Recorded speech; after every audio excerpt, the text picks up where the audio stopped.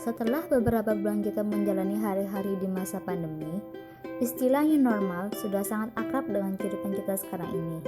Namun, apa pengertian dari new normal itu?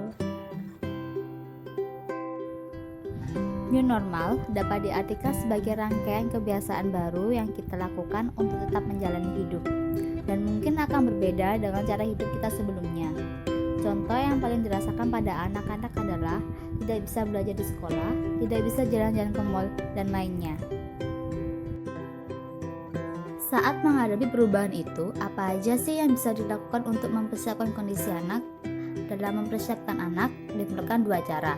1. Membentuk ketangkasan belajar, dan 2. Membentuk mindset positif. Sekarang, kita bahas satu-satu ya.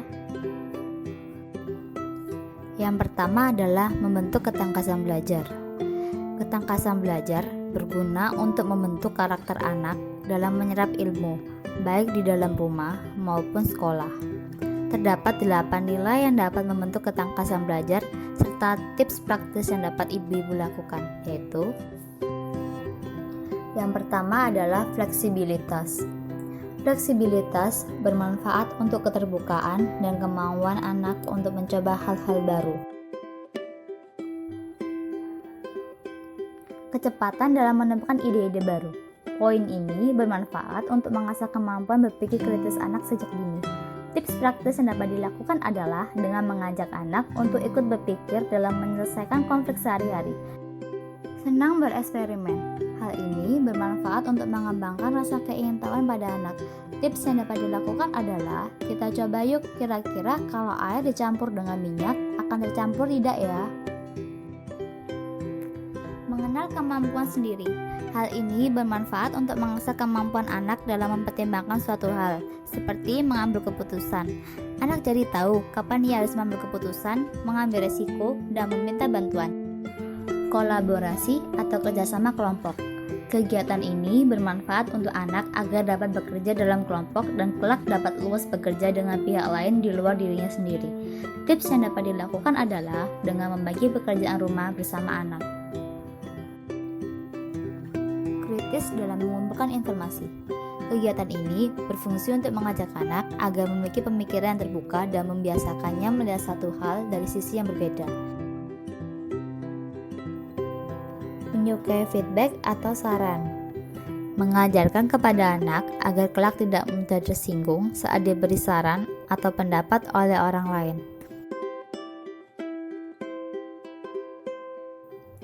Dan yang terakhir adalah refleksi diri. Kegiatan refleksi diri sangat bermanfaat bagi anak karena mampu melihat hal baik apa saja yang sudah dilakukan dan bagaimana cara meningkatkan atau mempertahankan perbuatan baik tersebut. Setelah kita bahas hal-hal yang dapat membentuk ketangkasan belajar anak, sekarang kita beralih ke cara selanjutnya, yaitu membentuk mindset positif. Yuk, simak apa saja yang bisa ibu-ibu lakukan untuk membentuk mindset positif anak. Yang pertama adalah menanamkan pemikiran bahwa kecerdasan dan kemampuan itu sifatnya berkembang dan perlu diasah. Untuk itu, anak perlu merasa ingin berkembang, bukan untuk ingin pintar. Jika tujuan akhir adalah ingin pintar, maka pada satu titik tertentu, anak merasa cukup pintar dan anak menjadi merasa tidak perlu untuk belajar lagi. Melihat tantangan sebagai kesempatan untuk berkembang. Kegiatan yang dapat dilakukan adalah dengan mengajak anak untuk mencoba hal baru dan mendukung anak untuk merasa percaya akan kemampuannya sendiri. Memandang kegagalan sebagai suatu tahapan menuju sukses. Tips praktis yang dapat dilakukan adalah dengan tidak menyalahkan anak ketika ia melakukan kesalahan, agar anak tetap semangat untuk belajar. Dengan penjelasan ketangkasan belajar dan mindset positif, diharapkan anak akan memiliki skill kehidupan yang membuat mereka tangguh dalam menghadapi new normal ini. Semoga pengetahuan dan tips yang diberikan dapat bermanfaat ya. Terima kasih.